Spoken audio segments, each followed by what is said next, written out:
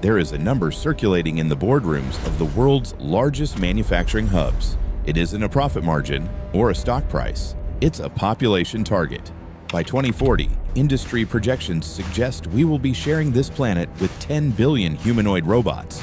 For the first time in 300,000 years, humans will no longer be the majority intelligent species on Earth. We are entering the era of the minority species. While we've been arguing over the ethics of AI in our screens, the physical world has been quietly preparing for a 1-to-1 ratio, a world where there is 1 unit of labor for every single human being. But this isn't a science fiction story about an uprising. It's a data-driven reality about a collapse. The collapse of the most fundamental contract in human history, the value of being alive. To understand the human majority crisis, you have to look at the physics of wealth. In 2024, a high-end humanoid robot cost roughly $150,000. It was a novelty, but as of early 2026, the cost barriers are shattering faster than anyone predicted. The primary driver is the commoditization of the actuator. In earlier generations, high-torque electric motors and strain-wave gears accounted for 60% of a robot's bill of materials. Today, new high-density planetary gear systems and mass-produced magnetic encoders have dropped that cost by over 70%. But the hardware is only half the story. We are seeing a revolution in kinematic efficiency. A human being has roughly 230 degrees of freedom, but most tasks only require a fraction of that.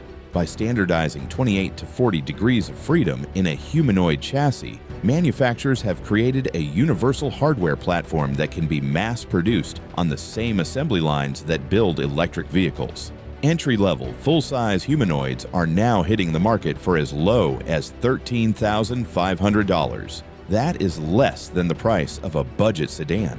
At this price point, the return on investment isn't measured in years, it's measured in months. A robot that costs $15,000 a year to operate, including maintenance, and works 20 hours a day without breaks, sick days, or a retirement plan, is an economic inevitability. We are seeing a fundamental shift from pilot-scale manufacturing to industrial-scale operations. Factories capable of producing 100,000 units annually are already coming online. The supply of labor is about to become infinite. Why now? Because we are facing a biological mismatch. Global demographics are crashing. The working-age population is declining in every major economy, leaving hundreds of thousands of unfilled positions in manufacturing, healthcare, and logistics. But the real breakthrough isn't just mechanical, it's the sim-to-real transfer. In the past, training a robot to perform a new task required thousands of hours of manual coding or teleoperation.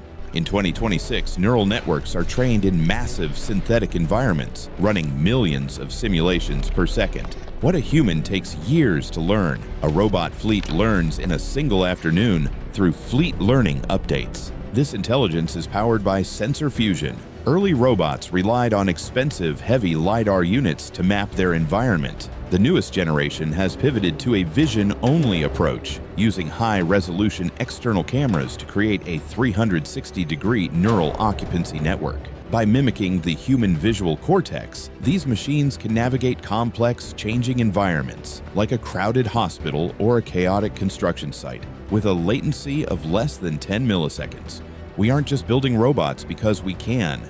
We are building them because we must, to prevent a total civilizational stall. By 2030, analysts estimate that up to 800 million jobs could be displaced by this transition. But they aren't just being replaced, they are being absorbed into a system that never sleeps. Let's look at the math of the 1-to-1 era. If there are 8 billion humans and we reach the projected 10 billion robots, we lose our status as the dominant agent on the planet. This brings us to the compute per watt barrier.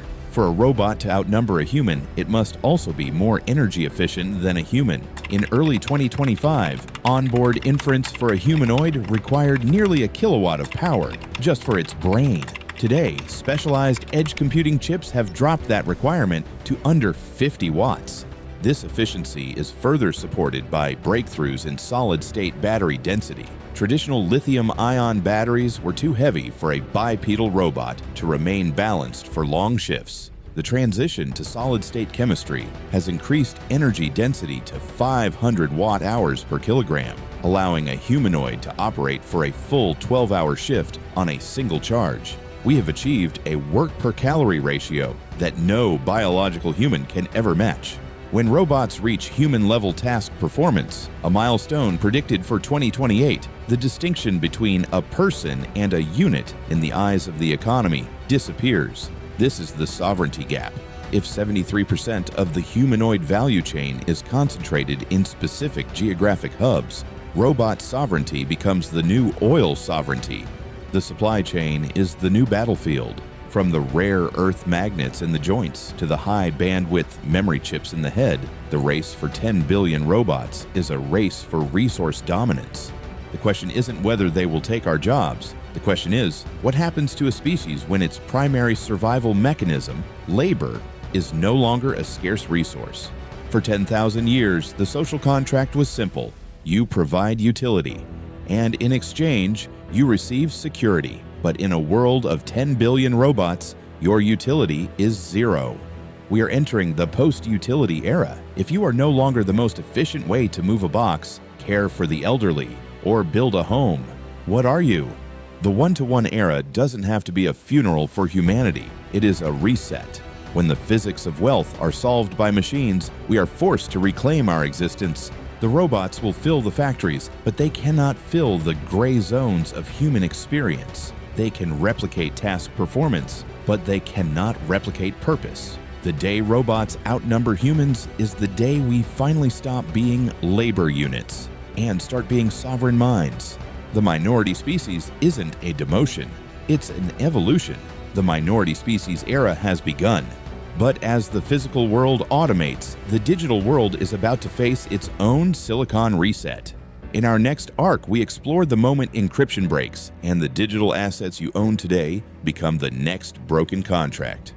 If you're ready to navigate the gray zones, subscribe to join the network, because this might not be a matter of if, but when. The era of the majority is over.